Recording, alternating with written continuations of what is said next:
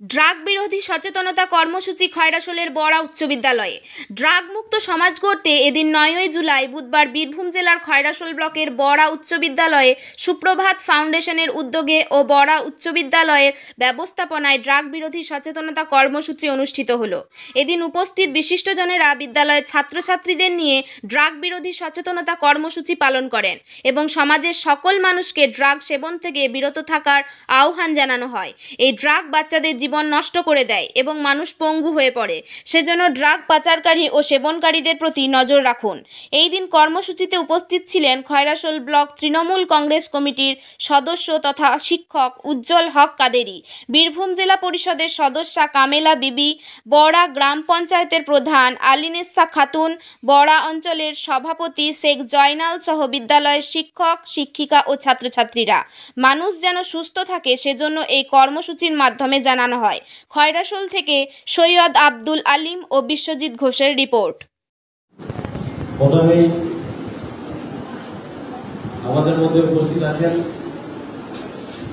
জেলা পরিষদের সদস্য কামেলা বিবি, উপস্থিত আছেন এই স্কুলের প্রধান শিক্ষক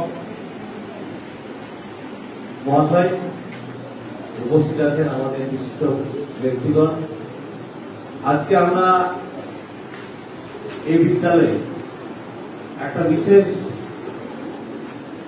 গুরুত্বপূর্ণ অনুষ্ঠানের আয়োজন করেছি, যে সেই অনুষ্ঠানে এসে আমি খুবই আনন্দিত এবং আপ্লুত, কারণ এরকম একটা অনুষ্ঠান আমাদের ছেলে মেয়েদের মধ্যে ছড়িয়ে দেওয়া একান্ত প্রয়োজন। যেমন আমরা আজকে যেটা দেখতে পাচ্ছি, বিশ্ব তামাক মুক্ত দিবস, তার মানে আমরা বুঝতেই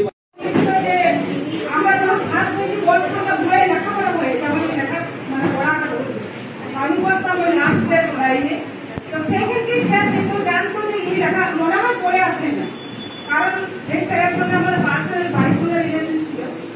তো আমাকে বলতো যে তুই তো লেখাপড়া করেছিল বলে পিছনে বসেছিস।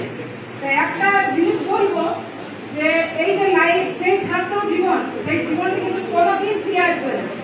এই যে শান্তি জীবন, এই যে একটা মানে কোনো কিছু